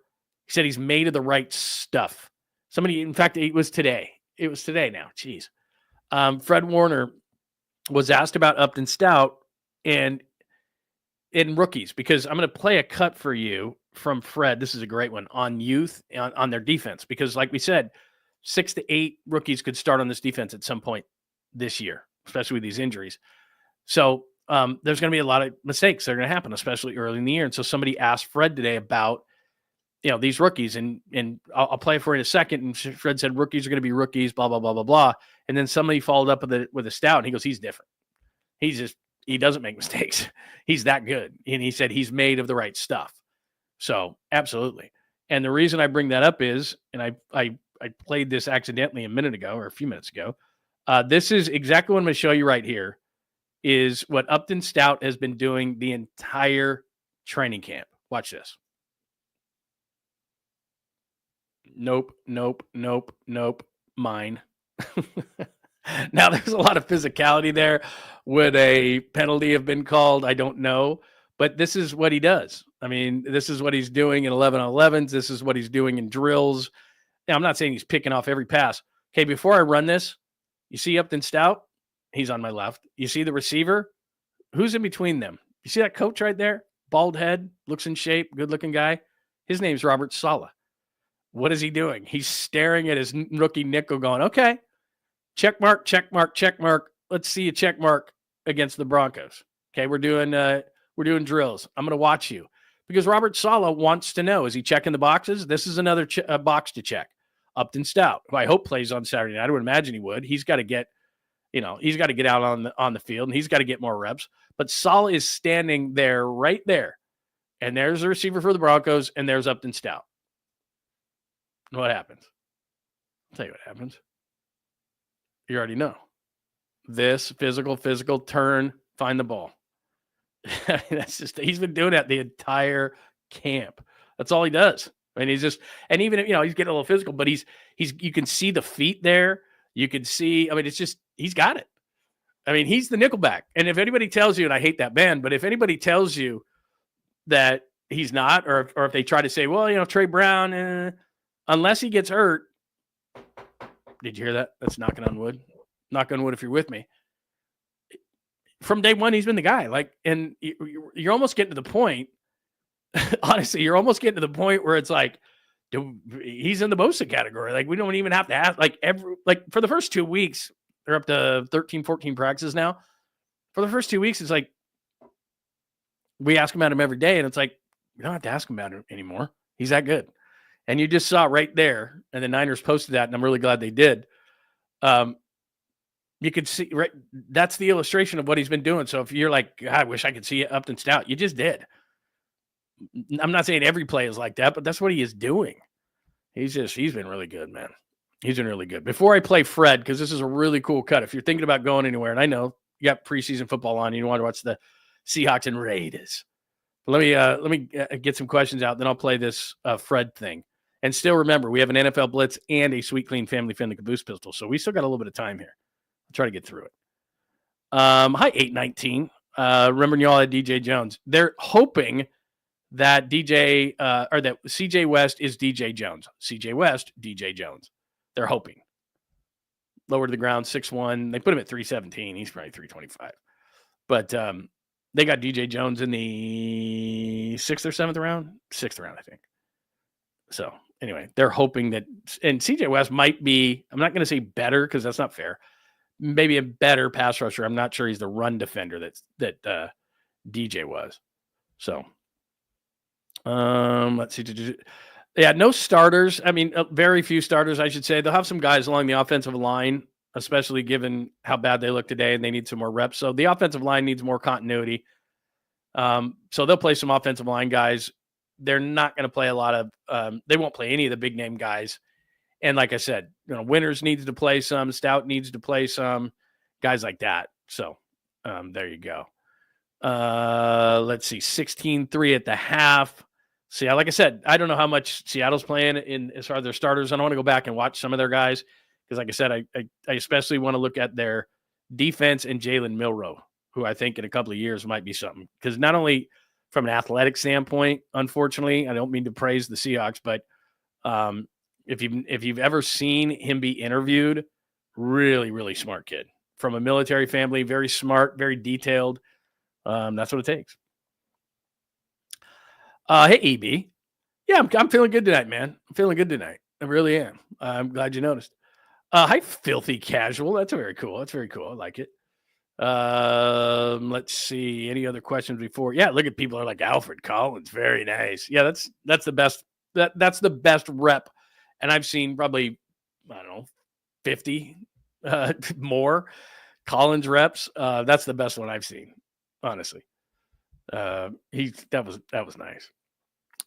Ooh, look at that. And I told you I would do this because I had so much tonight. I know I should have done it last night because there was an outlet that did the whole thing that went through an AI thing and did a whole, here's what the record's going to be and here's the playoffs. So I got to bring that back, but I don't have time to do it tonight. I'll do it next week sometime. 10-7, 11-6. I think you're on the right path. I think you're definitely on the right path. It is the easiest schedule, but somebody asked Kittle about that, and he was like, it's never easy. And you never know with injuries. If their receivers, like when I get the schedule, and you do the same thing, I do the win-loss game, win-loss, win-loss, win-loss. Well, you don't know who is out for their team, who's out for your team. I mean, it's just the NFL's different, man. Guys are out all the time, and it's just a matter of when you have those injuries and to who, right? Hi, Jeff. It is great to see you, man. Good to see you. Very good to see you. All right, let's get to more on the defensive side. So we talked about Bosa after 3 days back. Talked about winners. Showed you Collins, Stout. I'd give those guys good grades for today. Darrell Luter Jr. and just in general, the corner depth, and we talked about this a little bit earlier with safeties. So Demo's in there, but he's not going full speed, 100% full bore, not in there all the time. They're holding him back a little bit. And then on the other side, they're trying to find a backup corner. And I mentioned Jacob Robinson, J-A-K-O-B. Jacob Robinson has flashed a little bit, wears 47. Darrell Luter Jr., they've been really high on for a couple of years, but he can't stay healthy. They really liked it when they drafted him, but he just hasn't stayed healthy. He wears 28. Trey Brown could factor into that because he was factoring in the nickel, and that's not happening. He's a former Seahawk. He was injured so much, but when he was on the field, there was a kid that came out of Oklahoma. When he was on the field, he was fairly effective. So they've got that. They let Eli Apple go today to sign a defensive tackle. Another situation where I think if a team has veteran corners, a surplus of corners, which the league, you need so many corners on a team that if you've got a surplus of corners, you may not trade him. But if one is out there at the, that is going to be cut and the 49ers find out about it and they say, hey, I'll give you a late round pick just so he doesn't go to free agency. They need a veteran. They need somebody that can at least, I'm not saying they have to be an all pro kind of a corner, but with Renardo Green, you're sure putting a lot of eggs in that basket because next week they're going to go and they're going to practice with the Raiders. And hopefully that's when 𝐽𝐭 returns and that's when Renardo Green returns. I really like Renardo Green. but missing this much camp time really puts him behind the 8 ball. But I just don't think there's any other choices because a couple of times Darrell Luter Jr. got targeted and gave up plays down the field. And I just haven't seen enough from him. I saw him. He's gotten beat on a couple of deep balls with the 49ers. And like I said, it's just one play. But just like on the good side, you're like, man, there's 4 or 5 plays that this guy is really coming up. I'm liking this guy. 4 or 5 negative plays works the same way. I'm seeing too many 28 trailing a receiver that's making a big play. So, I haven't seen it. And I just don't think they have a player that you'd feel really good about saying, okay, well, Renardo Green is quite not up to speed. We're going to have to start player X. I don't know who that player would be. Maybe it would be Trey Brown because Stout has been so dominant in the nickel that maybe they could, maybe they'd move him to the outside just because he's a veteran. But I'm sure that they have their antennas up trying to find somebody because, again, you're looking at safety and a corner in a league that passes as much as they do. Not great. Kid talks about Yetur Gross-Matos. Yeah, he's going to be – they're talking about him. And he's gotten forgotten about. He can play. He's an edge setter. He can play inside, outside. I'm not saying he's going to get 10 sacks, but he's a nice depth piece on this defensive line. And like I said, can play in or out. And so he's going to be a big, but he's supposed to come back during Raiders week as well. So that's a big thing. And I didn't mention Robert Beal, but I would say that Robert Beal today probably had his best day of camp. I'm not a huge fan because he just hasn't flashed enough. I know he has athleticism, but he just didn't play a ton at Georgia. And I don't know that the light's gone on yet, but he did have a good day today. And he looks the part. I mean, if you're on the field and you're standing next to him, I mean, he's probably 6'3", 260. I mean, he can be an edge guy. He's athletic. It really hasn't happened. Yeah, Flowers, I'm not in the other corner that you're talking about. I mean, he's kind of been hit and miss too, and he's a really young player. He's not horrible, but I don't think he could start in week 1 in Seattle. 𝐬𝐮𝐬𝐫𝐞 and Cooper Kupp. And by the way, they got this kid. I don't know if he's played much tonight. Torrey Horton, he wears 15 for Seattle. Do you remember Dion, his first year at Colorado, when the hype machine was going on and they won that first game? And then the second game they played at home against Colorado State. It was on ESPN, and they had brought a bunch of people in, and everyone was all hyped up. Might have been the second or third game of the year, Dion's first season at Colorado. And Torrey Horton almost beat Colorado by himself. I mean, he had like 15 catches or something. They couldn't cover the guy. And he had a knee injury last year, and now he's in Seattle. He's tearing up their camp, and everybody's thinking, well, everybody's saying, oh, he's the next Pua Nakua. Like, he came from nowhere. He's a 5th-round pick. And I'm like, great. Can't the Niners find that guy? They have. They found lots of guys in the mid-rounds. But anyway, 15 for Seattle if you're watching that game. He's supposed to be pretty good. Lots of people are buzzing about that dude. Not that we need to talk about him. Let me hit this Fred Warner thing. I almost forgot about it. So we've talked so much. We've kind of just talked about the defense. And so let me play this thing from Fred because it's so refreshing to have a truth teller up there because he knows. And what he's trying to tell us as fans and media is that, man, and I've said this consistently, first week is not going to look like the 8th week for this young defense. If we're going to have 5, 6, 7, 8 starters, which they might, it's going to take a minute, and they're going to make mistakes because that's what young players do. And so Fred Warner, I think, is giving fair warning. We're going to start a lot of rookies, and it's going to take a minute. Young players are going to be young, and they're going to make those mistakes that young players make. And you truly just want to see, all right, if you do make a mistake, are you able to correct that and keep moving forward, right? You're obviously going to make a new mistake the next day probably, but then can you correct that one and keep going?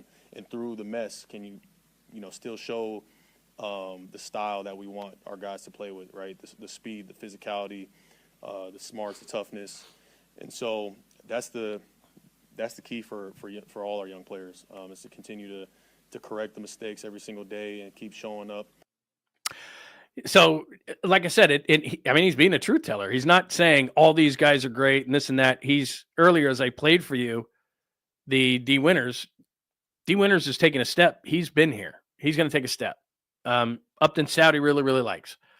He was asked about the defensive line and playing behind CJ and Alfred and all that kind of stuff because they played a lot today in the reps. And he said, yeah, they look good, but we'll see. It's about checking those boxes and not getting too overhyped on rookies. And he likes them, but he knows they're going to make a mistake. And so That's kind of what he's warning you of is we're going to get better, but it might take a minute. It's kind of what he's saying. Young players make mistakes, and they're going to try to incorporate a lot of them on this defense. So it's going to take a second. And that's kind of how it is. How was Francis asks, how was the 49ers defensive line during drills? I thought they were good. Like I said, I think Collins had his best day. I thought Beal had his best day. CJ West was CJ West. I mean, again, he's not, splashing every day like right when he came out of the gate there, and everyone was like, "Oh my God!" But I still think he's going to be a starter, and he's going to play on Saturday night. So let's see it again. Collins is going to play on Saturday night. But yeah, I think they're fine. Like I said, this VALDEZ kid, he's going to make this team wearing 55, and and they've got it. The other thing too is, and I know we don't talk about it a lot, but like Jordan Elliott was a guy that when he was with Cleveland and they beat the Niners with Walker, that quarterback, couldn't even believe they lost that game 2 years ago. But Jordan Elliott was a pain in the ass in the middle of that defense. You couldn't move him. And then last year for the 49ers, his Pro Football Focus grade was below 50. Bring that grade home to your parents and see what they say to you. You're grounded. I can't ground Jordan Elliott, but he's got to be better. He's a big man. And that's what they're trying to accomplish. Jordan Elliott, big man. VALDEZ, not tall, but stout in there. Collins, stout. CJ West, stout. Keep the guards and the centers. Keep the interior linemen off fast linebackers. That's what they're trying to accomplish. Push the pocket so that my wide 9 guys can fly in there and get the quarterback when he has to escape the pushed pocket. That's what they're trying to do. So, yeah, they got to be good. Just saw also that somebody said, get Jake Moody out of there. I didn't put Jake Moody on the board. My thought about kickers. That I screamed and yelled when he got drafted. He did go 6 for 6 today, but one doinged in. A couple were kind of, it wasn't this majestic, like, but they went through. So take that for what you want. Saleh showed some more blitzes. I think he's just I think they probably, what happens with these coaches is they're asked to do certain things. And so Saleh probably brought some more pressure than he normally would. Maybe they'll be a little bit more aggressive. I know that Robert Saleh is not going to just be like, this is, how we did it before. Maybe they'll be a little bit more aggressive. But when coaches, everybody will ask, well, are they going to blitz more? You have to earn blitzing. And what I mean by that is if you've got good coverage on the back end and you don't need help, then okay, you can blitz. If people can cover and everything like that, and you can be short a man in coverage, then you can blitz. But if a young team is going to make mistakes, Robert Saleh can't blitz. Like when just people flat out bitch and moan and go, we're not getting there. We got to blitz. You can't blitz if you can't cover. Demo Lenore is going to be fine. If you got a second corner on the other side, if Renardo Green's slow to come back and you have a young corner on the other side, you can't blitz. You can't put him on an island. Because then you got to bring a safety over. And now you got a single safety up high. And now there's holes all over your defense because you just blitzed Fred Warner up the middle. And what are you going to do? Dean Winters is great, but he's still young. You leave him in the middle of the field to patrol that whole thing. And you move to safety over to help your young corner on the other side. You're exposed. So you've got to earn blitzing, if that makes sense. By being fundamentally solid everywhere else, then you can bring extra guys at the quarterback. So that's going to come maybe in time. Early in the season, you might not see as much, and you're like, the hell, bro. Youth being served at the bottom, good and bad. That's what I just played for you with Fred Warner. So there's that. All right. Just to recap before we go to the NFL Blitz here in a sweet, clean, family-friendly Caboose Pistol episode. It's 215, not 213, you dummy Lund. Broncos 49ers joints. Mykel Williams played that from Kyle Williams. Hyperextended knee. Kyle said about a week. Hopefully that's the timetable. More injuries. That's James, the rookie running back out of Oregon, who I really like. Elliott, as I said, nobody's really talking about him, but they need him to be just a stopper in the middle because it's not going to be all rookies. Pearsall checked another box, looked great today. Watkins, the rookie, looked very good today. Lynch, I got that for you from the radio this morning. Jennings, still nothing, either on a contract or a timetable. AIYUK, we're a month away right now, and AIYUK is not close. They don't even have a timetable on him. 49ers O-line issues today. I talked about it. Sacks, especially early in practice. Let's see, Brock to Ricky. I showed you that play. That was the play of the day, and it was placed perfectly by Brock. Great catch by Ricky through the contact. Bosa on the defensive side. Bosa back after 3 days. Colin, Winters, and Stouts. They're the ones who stood out today. Luter had to go in for a concussion. He was fine, but I don't love him. He was targeted. Saleh showing some blitz packages, probably because Denver said, hey, could you throw some blitz packages? Youth being served. I played that. Fred Warner, who said, just warning you, fair warning, don't freak out in week 1 if the defense isn't exactly what it's going to be in week 8. Whew, that's a lot, man. That was a lot.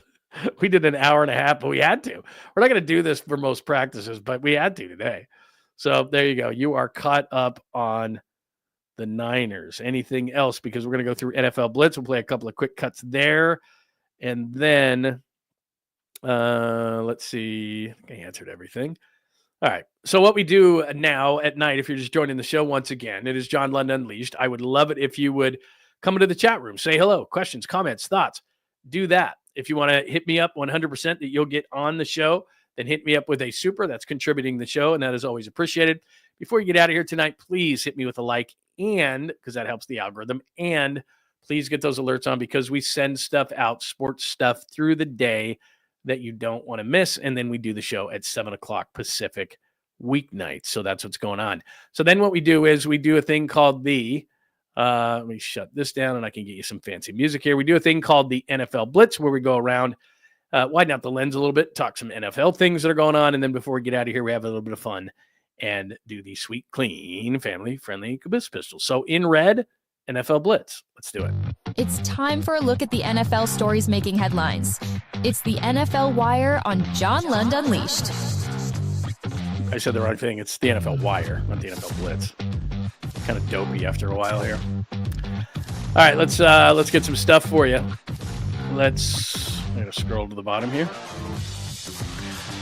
Let's start with Rashawn Slater. I don't have a video or anything on that, but the young offensive tackle just signed a huge extension with the Chargers.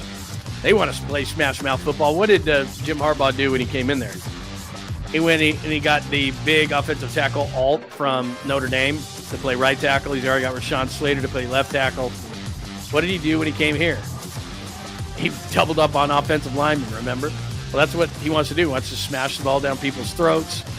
And now Slater is out, left tackle. That's probably the first major injury. It's a patella tendon, by the way. Ruptured patella tendon. And Rashawn Slater, the fine young left tackle of the Chargers, is out for the season. The Chargers already announced. So, again, I tell you this all the time.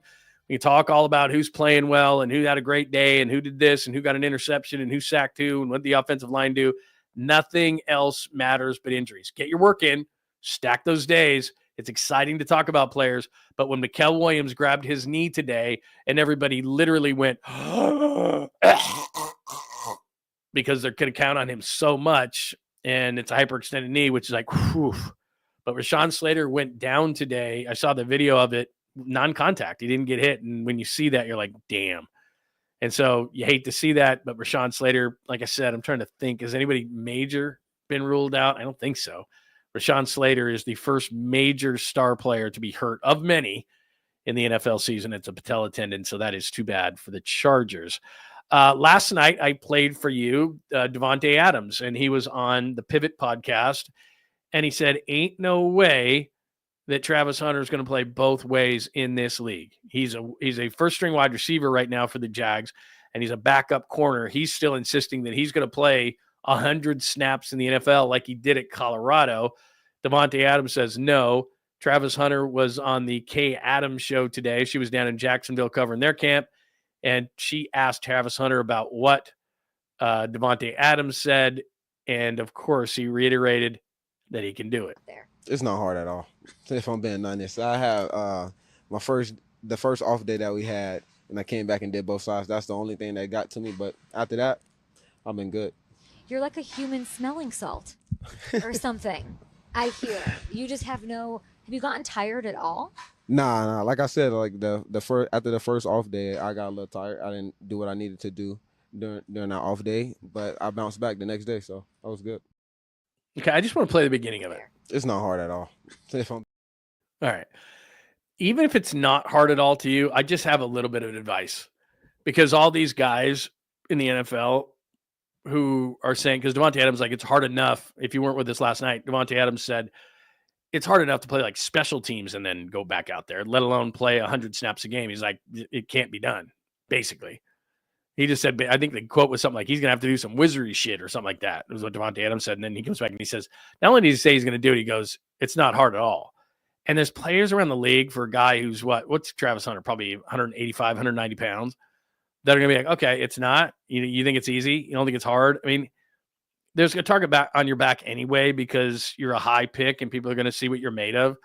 But when you say that it's not hard, dudes are just going to come at you. I'm just telling you, man. You might just, even if you don't think it's hard, just say, hey, man, it's going to be a challenge, whatever, because guys are going to come at you. I don't think he can do it. I don't think he's big enough. I think that somebody who could do it would come into the league would have to be, the football Ohtani. I don't think is going to be Travis Hunter. I hope he does it, though. To be honest with you, I'm not hating on him. I want him to do it so that I can say to my kids, oh, yeah, I saw Ohtani and Travis Hunter. I didn't look that hard for those guys. But I think these guys resent it because they know how difficult it is to play one position, let alone two. Great athletes play on both sides of the ball in middle school, high school, maybe even college like he did. But the pros, good luck. It'll be interesting. But when you say that, it's not hard at all. Well, we'll see. Guys are going to see that and go, okay. That one of my favorite or least favorite things are hold-ins. I hated that Brandon Ayuk held in. When I heard that maybe Jauan Jennings was going to hold in, although maybe he is holding in right now and the calf isn't as bad. I just think it's bad for a team. I think it's bad for chemistry. Guys walking around. I just hold out, man. But you're holding in because you don't want to get fined. I'm just here so I don't get fined. So James Cook, running back for the Bills, is holding in. Here's their fine quarterback, Fireball's own Josh Allen, talking about the hold-in by James Cook. James is who he is, and he's one of the best running backs in the league. James is who he is, and he's one of the best running backs in the league, and you'd be crazy not to say we don't want him out there. We desperately want him out there with us, and hopefully something can get done. I hate that. James is who he is. It is. I get it, and I understand, and you want to hold in, and you want to be in meetings, and you don't want to get fined, and this, that, and the other, but it's like other players are busting their ass and sweating and all this, and then they look over and you're riding a bike with a 4 hat on, and it's like, yeah.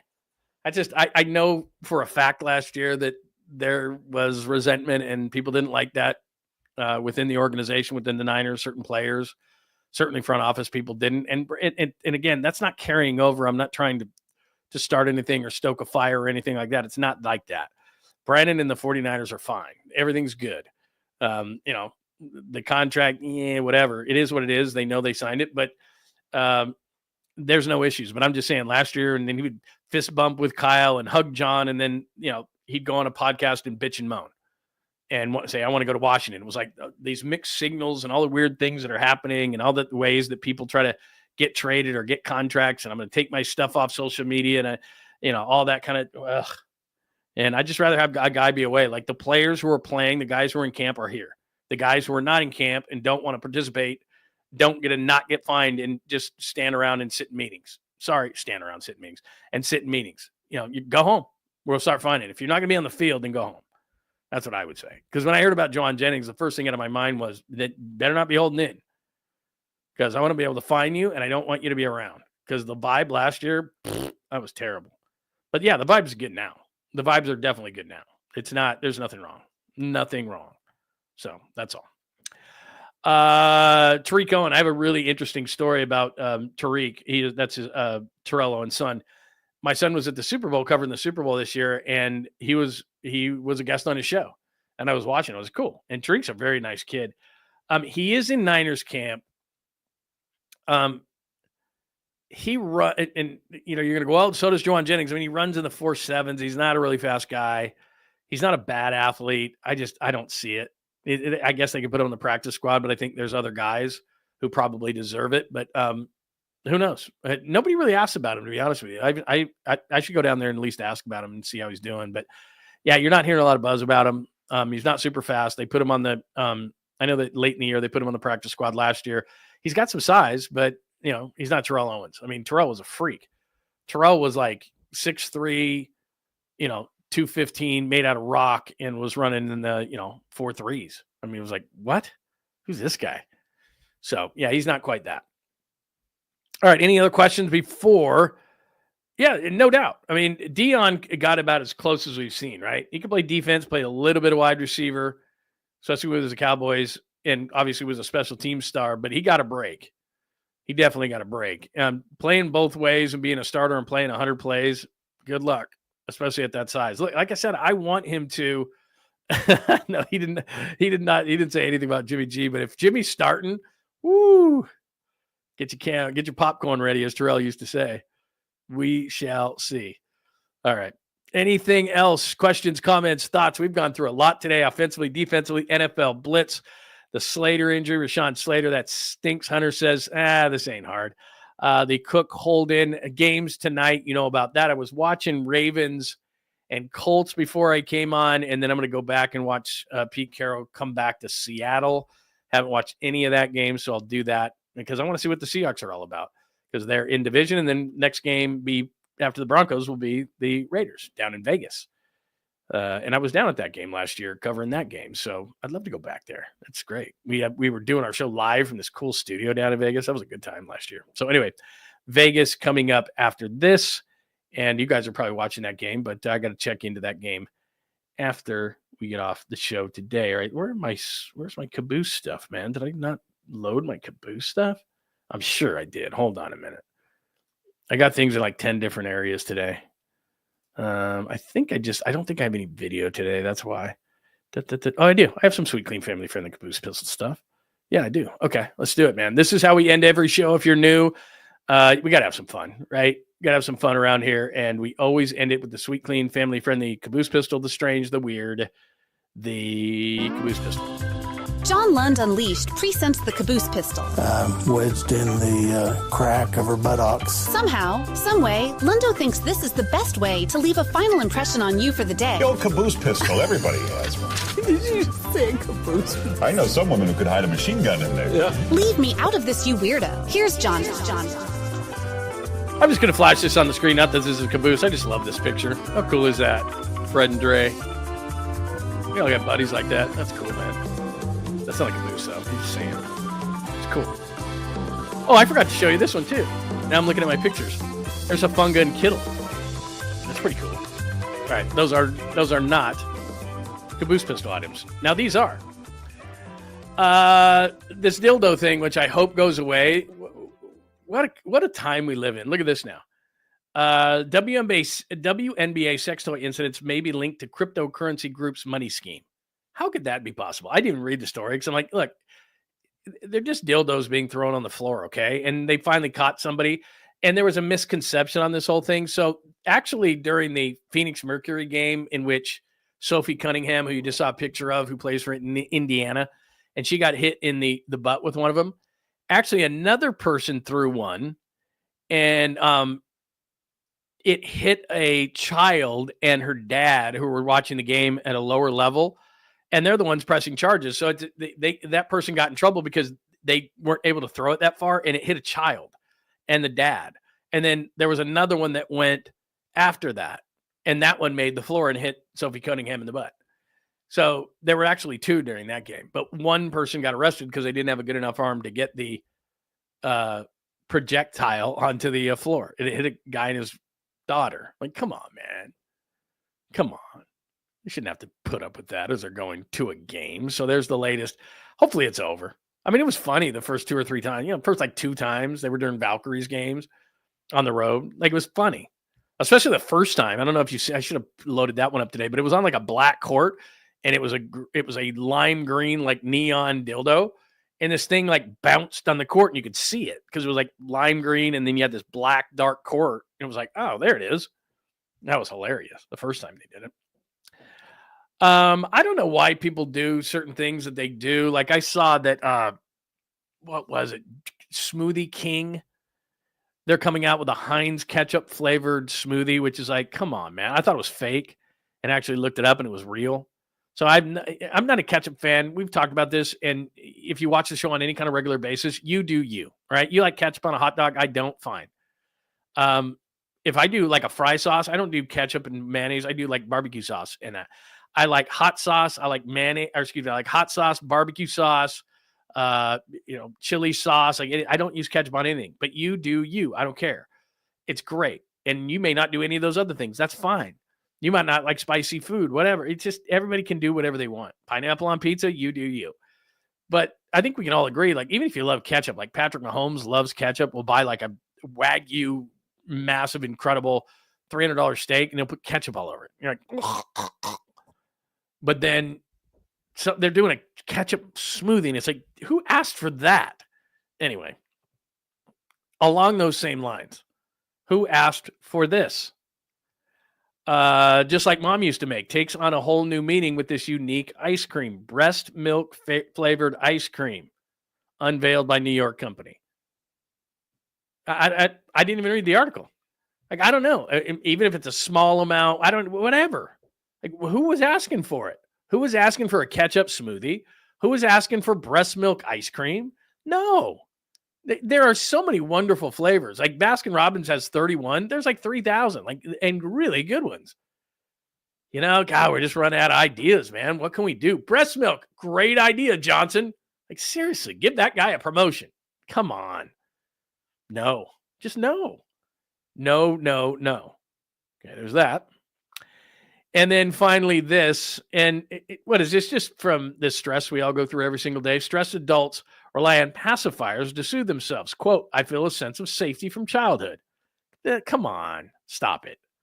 Like my kid, we were pulling the pacifier as fast as we could because it was like, just like, I didn't even like the way it looked or anything.